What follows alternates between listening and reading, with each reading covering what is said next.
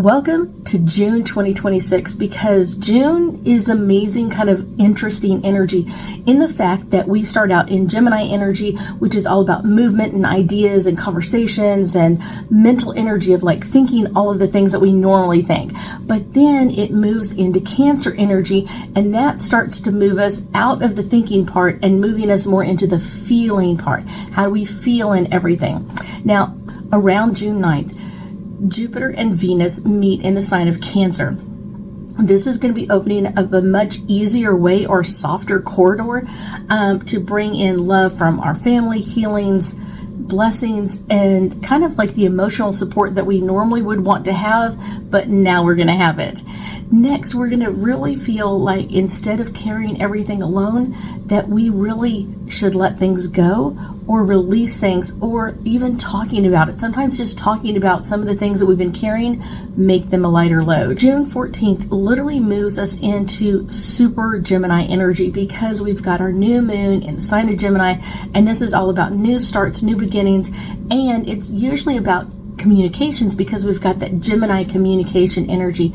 Pay attention, pay close attention to your repeating thoughts, repeating ideas, dreams, messages, conversations that you have, like from different parts of your world. You may have that same conversation. Those are the conversations that are important and the ones that you really need to take note of. On June 21st, we have our longest day of the year. We've got our summer solstice, and that really moves us into a kind of an amazing energy, because we're going from the longest day of our year from Gemini energy into Cancer energy. And this isn't just like a solar energy. This is like a heart light. It's literally bringing in this illumination into our heart and asking us what we've been hiding from ourselves and maybe others that doesn't really fit us now, where we want to shine a light and bring a lot of healing into our past. When June ends, we have this amazing energy of June 29th. We have Mercury stationing in retrograde in the sign of Cancer. This is going to be bringing up old feelings, old family patterns, memories, emotional conversations. And it's not necessarily looking back at things, but it's realizing what you've been through, honoring that, and moving forward.